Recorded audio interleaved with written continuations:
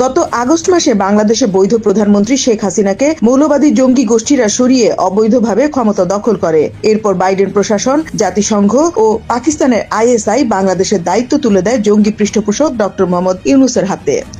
দায়িত্ব পেয়ে ডক্টর ইউনূস গত 7 মাসে দেশের কি অবস্থা করেছে তার উপর ভিত্তি করে ব্রিটিশ গণমাধ্যম দ্য গার্ডিয়ান প্রকাশ করল একটি রিপোর্ট।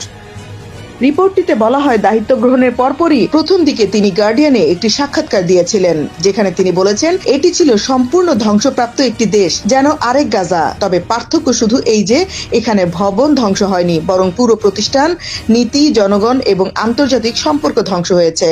ইউনূস যে চরম মিথ্যাবাদী তা তার এই বক্তব্যই প্রমাণিত।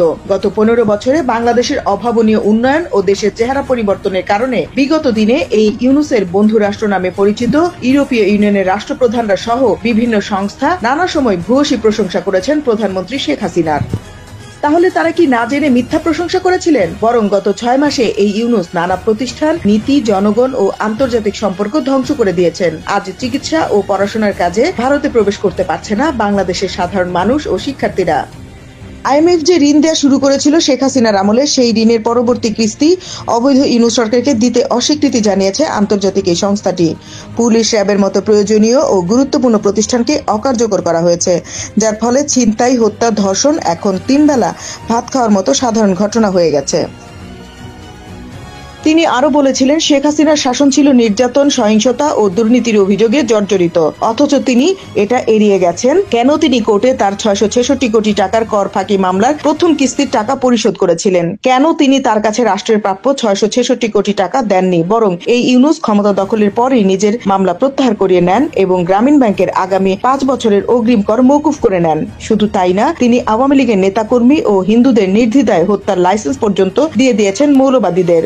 জুলাই-আগস্টে নিহত 3200 পুলিশের হত্যাকারীদের দায়মুক্তি দিয়ে রাস্তায় ছেড়ে দিয়েছেন। তিনি নিজে সর্বোচ্চ দুর্নীতিবাজ ও সন্ত্রাসী কর্মকাণ্ড করে প্রশ্ন তুলেছেন দেশপ্রেমিক সরকার প্রধান শেখ হাসিনার বিরুদ্ধে। ব্যর্থ ইউনূসের গত 7 মাসের রাষ্ট্র পরিচালনার সমালোচনা করে দ্য গার্ডিয়ান বলে, ঢাকার রাস্তায় হাঁটলে বোঝা যায় যে দেশ এখন এক সংকটময় মোড়ে দাঁড়িয়ে আছে। তার প্রশাসনিক দক্ষতা ও প্রতিশ্রুত সংস্কারের ধীরগতির বিষয়ে প্রশ্ন উঠেছে। রাজনৈতিক দলগুলো, বিশেষত বাংলাদেশ জাতীয়তাবাদী দল বিএনপি, ক্ষমতায় ফেরার জন্য মরিয়া হয়ে উঠেছে এবং ইউনূসের উপর দ্রুত নির্বাচন দেওয়ার চাপ বাড়াচ্ছে। পুলিশ বাহিনী মনোবল ভেঙে দেয়, আজ তারা কাজে ফিরতে অনিচ্ছুক। এর ফলে দেশের নিরাপত্তা পরিস্থিতি দ্রুত অবনতি ঘটছে। ঢাকায় গ্যাংভিত্তিক অপরাধ মারাত্মক আকার ধারণ করেছে, সংখ্যালঘু সম্প্রদায়ের উপর নির্যাতন বেড়েছে। সোমবার বিক্ষোভকারীরা স্বরাষ্ট্রমন্ত্রী জাহাঙ্গীর আলম চৌধুরীর অপসারণের দাবিতে রাস্তায় আন্দোলন করে। যদিও ইউনূস দাবি করেছেন যে হাসিনার শাসনের তুলনায় দেশের পরিস্থিতি এখন ভালো, তবে অনেকেই সতর্ক করে বলেছেন নিরাপত্তা পরিস্থিতি তার সরকার নিয়ন্ত্রণের বাইরে চলে যেতে পারে।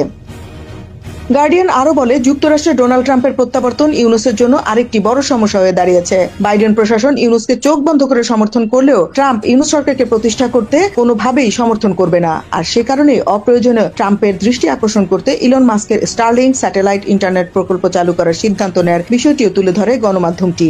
সার্বিকভাবে দেশের এই সংকটময় সময়ে অন্তর্বর্তীকালীন সরকারের সামনে যে নানা রকম চ্যালেঞ্জ রয়েছে তা স্পষ্ট ফুটিয়ে তুলেছে দ্য গার্ডিয়ান পত্রিকাটি। আর আগামী দিনের পরিস্থিতি যে কোনোভাবেই ইউনূসের জন্য সুখকর হচ্ছে না, সেটিরও ইঙ্গিত রয়েছে এই রিপোর্টটিতে। Desk report, bibangla.net।